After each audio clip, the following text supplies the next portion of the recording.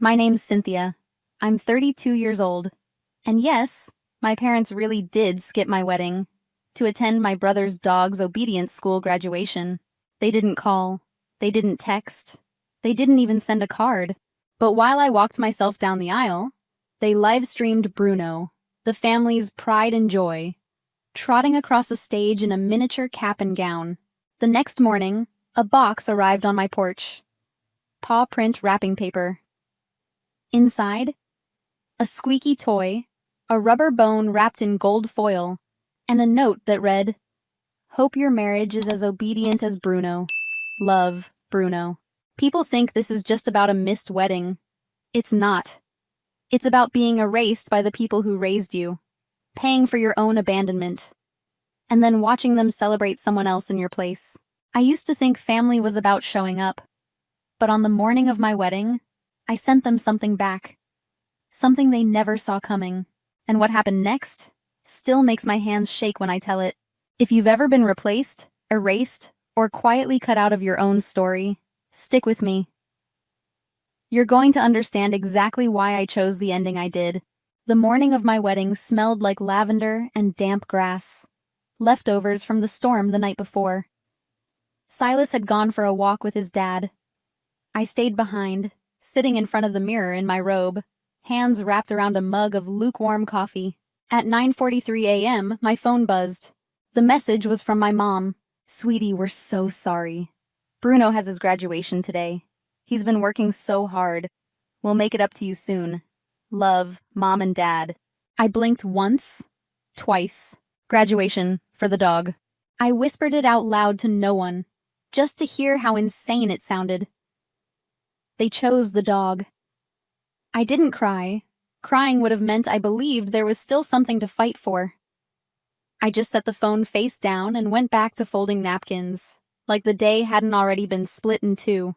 By the time guests started arriving, the chairs at the front, labeled "Parents of the Bride," sat untouched. My best friend offered to walk me down the aisle, but I refused. I wanted to own that walk, even if the space beside me felt like a canyon. Sunlight hit the back of my dress as I stepped forward alone. Every step felt louder than it should have. Those two chairs stared back at me like witnesses. No one dared to sit there. No one dared to say the obvious out loud. And then, somewhere behind me, a cousin whispered, "Maybe Bruno's valedictorian." Not cruel, just clueless. Somehow, that made it worse. I smiled for the photos. I cut the cake. I accepted hugs from people who didn't know what to say. But inside, something had already calcified. Like the part of me still waiting for my parents' approval had turned to stone. But the worst wasn't their absence. It was what showed up in their place. The reception was warm in all the ways that should have mattered. String lights swaying in the breeze, glasses clinking, laughter weaving through the music. But I moved through it like a guest at someone else's celebration. I smiled when the camera found me. I nodded at small talk. My body was there. The rest of me wasn't. And then, proof. Halfway through dinner, my old college roommate Daria leaned across the table, her phone glowing in her hand. She hesitated, then tilted the screen toward me. The title read, "Bruno's Big Day, Obedience School Grad." The video played, a small stage draped with a banner, "Congrats to our graduates." In the center, Bruno sat in a tuxedo harness, tail wagging. My parents were front row, clapping like it was a Broadway premiere. At one point, my father leaned toward the camera and said, "He's our pride and joy." The whole table went silent. I didn't blink, didn't flinch. I just whispered to Daria and Silas. They didn't miss my wedding. They hosted another one for someone with a tail. I thought that was the bottom. It wasn't.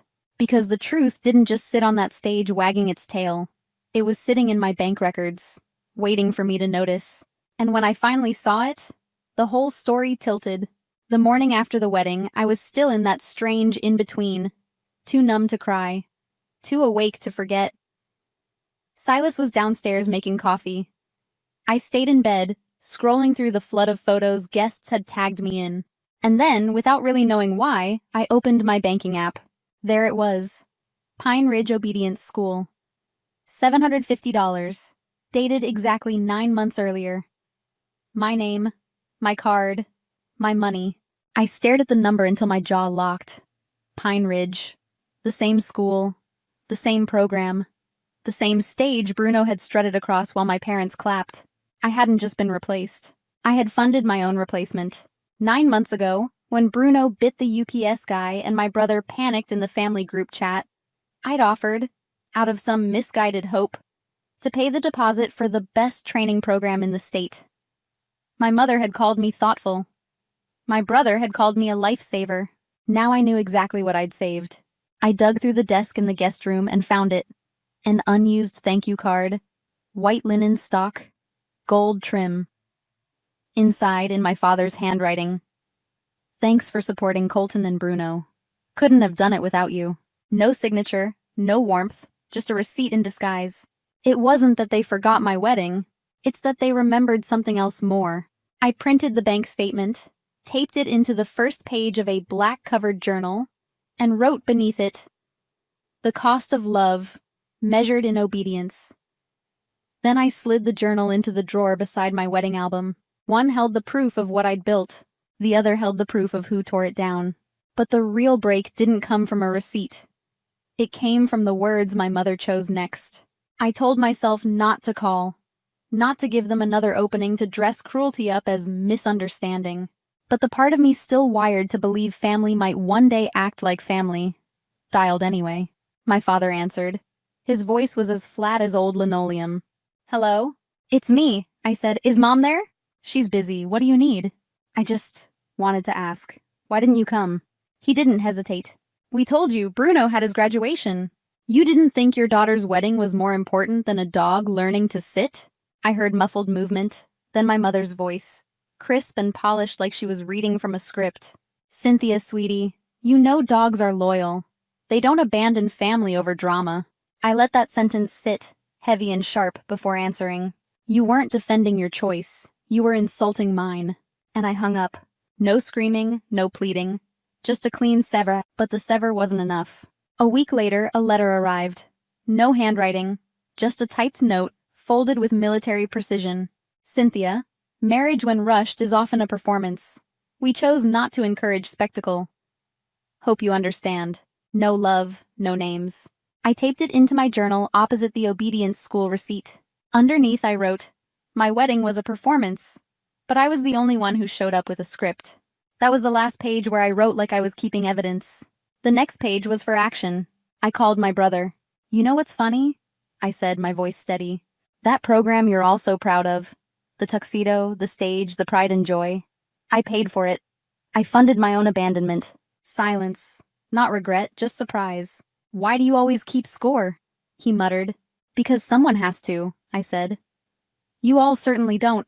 Click, end of call. And just when I thought the conversation was over, the world found out what they'd done. I didn't plan on posting anything. But one morning, I opened my wedding photos and stopped at the one I'd been avoiding. The shot of me walking down the aisle alone. 2 chairs in the background sat empty. The name cards, parents of the bride, still perfectly legible. I cropped nothing. I added no filter. Caption: "Respect was RSVP'd but never showed." By noon, my inbox was flooding.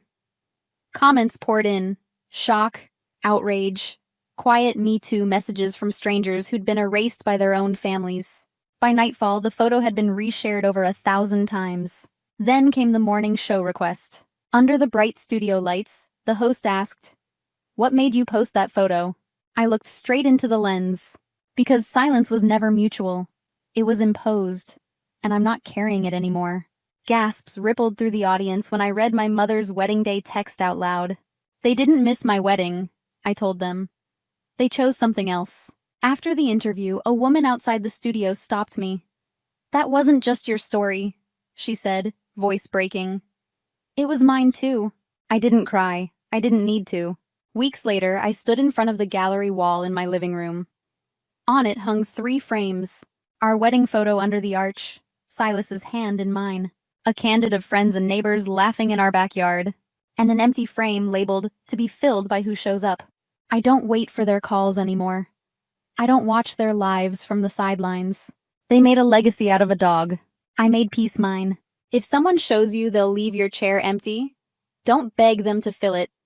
Build a table where they never had a seat.